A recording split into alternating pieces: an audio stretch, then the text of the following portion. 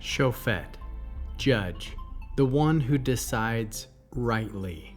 Examine our speech, purify our motives, and teach us when to speak and when to stay silent.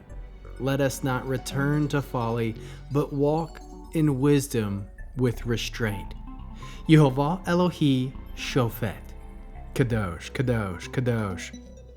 Please fill me and lead me, and cover me and stir me, and speak through me with your Ruach HaKodesh, that I may speak your written words with boldness and humility to those who listen. I ask all these things in Yeshua HaMashiach's name. Amen. We'll start with the Shema. Listen and obey. Children of Yehovah, pay careful attention and respond. Yehovah is our power and authority. Yehovah works in unity with himself. And you shall act upon your love to Yehovah with your power and authority, with your thoughts and mind, with your entire body, and with all the muchness that you have. Yod, He, Vav, He. Hand, behold, nail, behold. Proverbs chapter 26. Like snow in summer or rain at harvest time, so honor for a fool is out of place. Like a fluttering sparrow or a flying swallow, an undeserved curse will come home to roost. A whip for a horse, a bridle for a donkey, and a rod for the back of fools. Don't answer a fool in terms of his folly, or you will be descending to his level. But answer a fool as his folly deserves, so he won't think he is wise. Telling a message to a fool and sending him out is like cutting off one's feet and drinking violence.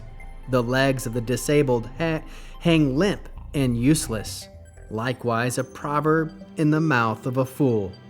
Like one who ties his stone to the sling is he who gives honor to a fool. Like a thorn branch in the hand of a drunk is a proverb in the mouth of a fool. A master can make anything, but hiring a fool is like hiring some passerby. Just as a dog returns to his vomit, a fool repeats his folly. Do you see someone who thinks himself wise? There is more hope for a fool than for him. The lazy person says, "There's a lion in the streets." A lion is roaming loose out there. The door turns on its hinges, and the lazy man on his bed. The lazy person buries his hand in the dish, but is too tired to return it to his mouth. A lazy man is wiser in his own view than 7 who can answer with sense. Like someone who grabs a dog by the ears is a passerby who mixes in a fight not his own. Like a madman shooting deadly arrows and firebrands is one who deceives a leftav, another, then says, "It was just a joke." If there were no wood, the fire goes out, and if nobody gossips, contention stops. As coals are to embers and wood to fire, is a quarrelsome person to kindling strife. A slanderer's words are tasty morsels, they slide right down into the belly. Like silver slag overlaid on a clay pot are lips that burn with friendship over hating heart. He who hates may hide it with his speech, but inside he harbors deceit. He may speak pleasantly, but don't trust him. For 7 abominations are in his heart. His hatred may be concealed by deceit, but his wickedness will be revealed in the assembly. Whoever digs a pit will fall into it, and a stone will come back on the one who starts it rolling. A lying tongue hates its victim, and a flattering mouth causes ruin. How can we learn to love our Creator after reading this fascinating 26th chapter of Proverbs? We can love Yehovah by rejecting foolish patterns and choosing the discipline of restraint. Love Yehovah by refusing to give honor where it damages truth. Love Yehovah by speaking wisely, not feeding folly with flattery argument. How can we love our neighbors as Yeshua loves us? By not enabling destructive behavior, confronting error wisely, and withholding evil from quarrels. How can we bear one another's burdens? By avoiding gossip, separating ourselves from slanderers, and discerning when silence is wisdom. What are the top 3 fruits of the Spirit found? 1. Self-control. Withholding unnecessary speech and not answering every provocation requires spiritual maturity. Discernment, wisdom. Number 2, knowing when to speak and when to stay silent reveals the presence of wisdom over reaction. 3, faithfulness. Refusing to mislead, flatter, or lie shows loyalty to Yehovah's truth even when it's unpopular. How can we find the Hebrew word that encapsulates this chapter? Kesel, fool, one who rejects correction and repeats error.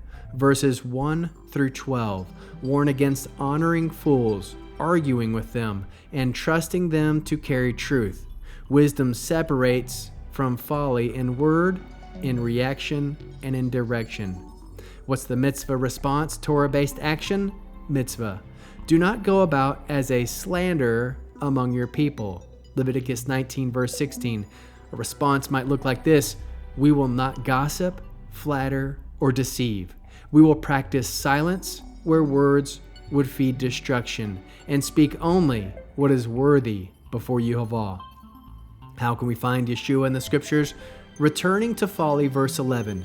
Yeshua never turned back to corruption. He remained pure, though surrounded by fools. Wisdom in response, verse 4 through 5. Yeshua answered each according to their heart, silent before the mocking, piercing with truth to the proud, gentle to the humble. No wood, no fire, verse 20. He often withdrew to pray, removing heat before it could spark into conflict. Lying tongue, verse 28. Yeshua bore the lies of men, standing as the truth who overcomes every deception. Kasil, Shoneh, Bivelet, Chacham, Choset, Safatav. A fool repeats folly, but the wise restrain their lips. In this Friday night Shabbat, the Aaronic blessing, using the name. Yehovah will kneel before you presenting gifts, and he will guard you with a hedge of protection. Yehovah will illuminate the wholeness of his being toward you, bringing order, and he'll provide you with love, sustenance, and friendship.